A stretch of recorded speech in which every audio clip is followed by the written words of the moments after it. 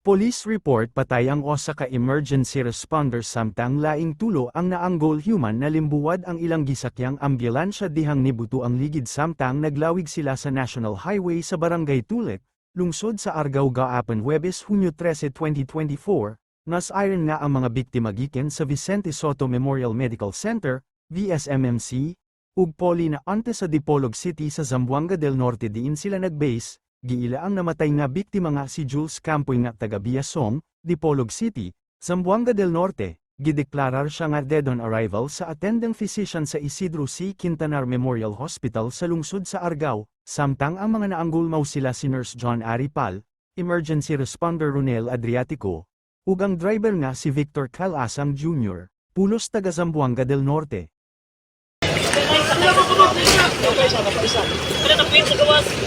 Ano marunong kami kami magpit?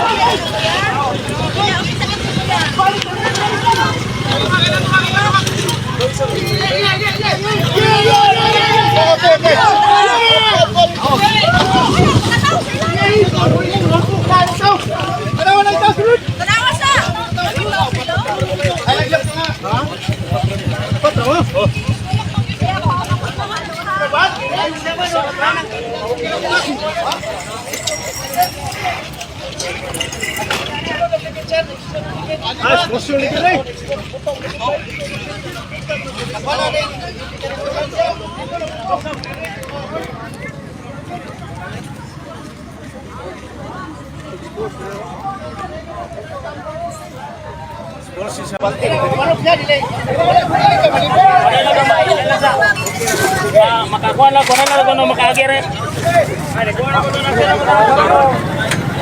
Naturo usa. Michi, may labot man ka.